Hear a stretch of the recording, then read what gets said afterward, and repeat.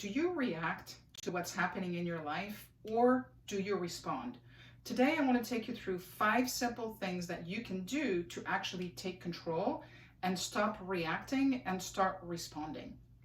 Because what happens is when you react to what is happening in your life, you actually give up control over not just yourself, but over the events.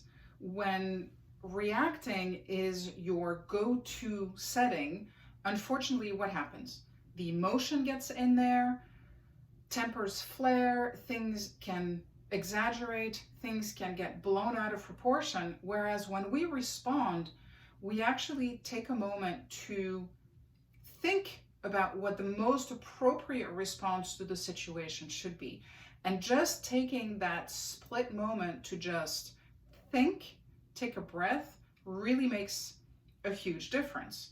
When we react, we inject a lot of uncertainty, inject, a lot of emotion. When we respond, we calm things down, we take things down a notch, we're able to pull our thoughts together so that we can actually come back with an intelligent response versus, a fly off the handle kind of response. So here are the 5 steps that you can take to start to learn and condition yourself to respond to situations instead of reacting to a situation. And the first one is you have to understand your triggers. We respond in certain ways because it's obviously ruffling our feathers in some way. So try to figure out, where is that coming from, right? If you can dive deep into your own self, do some of that homework and do some of that digging deep, whether you do it through journaling, whether you do it through meditation, whether you do it through having a discussion with someone, doesn't matter. But it's important to understand where that reaction is coming from, so that you can then resolve what the root cause is, and then you can move on, and then you can start responding over reacting. So that's the first one. The second one is, be a participant in your own life. Don't abdicate the control that you have over your own life. Get out of that victim mentality. Sometimes when we react, we're doing so because we feel somebody's wronged us. Well, people generally don't do things specifically against us, but really more for themselves. So when you can take control over your triggers and you can take control over your emotions and not let them get out of control, then you become that active participant in your life, and you fall back on that victim mentality a bit less, which allows you to respond over reacting. The third thing is, take a breath, right?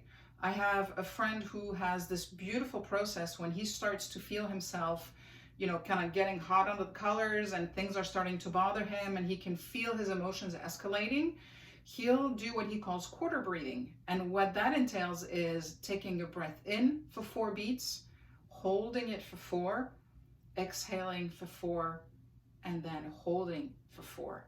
And through that, he'll do it once, 2, 3, 4 times, depending on how much the mustard, in French we say how much the mustard has gone up his nose.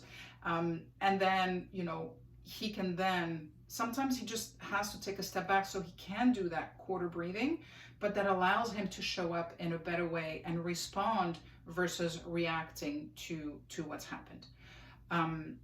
Learn that you need to control what you can control and just release the rest. Let it go. There are things that happen that we can't, there's nothing we can do. It is what it is. Wondering, why is this happening to me, is counterproductive.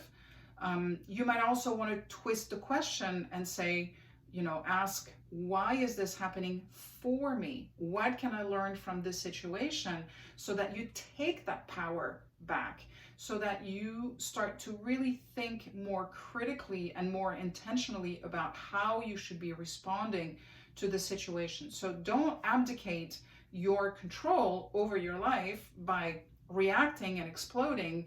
Really take that back and figure out, what are the bits that you can control, and then letting go of the things that you can't.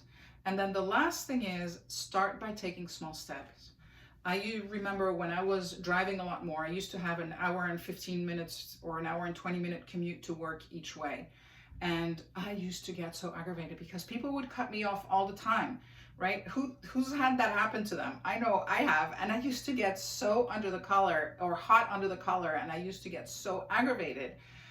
But I realized that the only person that was actually engaged in this was me, right? The guy in the other car or the woman in the other car couldn't care less, couldn't hear me, couldn't do anything, wasn't probably even aware that they had done something that had so deeply offended me. So that's when I started to be like, you know what? It doesn't matter. It's like, who did I hear recently say this? Tony Robbins said, don't sweat the small stuff, and everything is small stuff. So those things, try to start there in terms of being able to control how you react and how you respond to a situation. Because at the end of the day, when we react, it can make us feel pretty miserable, right? It can get in the way of us following our dreams and doing the things that we have a passion for, because we get flustered in the process. So just remember, right? Take a step back, take a breath, control the things that you can control, let go of the rest, and, start chasing that dream that you have. Start living the life that you want to have, because life is just simply too short. So I hope this has served you, and, enjoy the journey, enjoy the learning, and I will talk to you soon. Take care. Bye.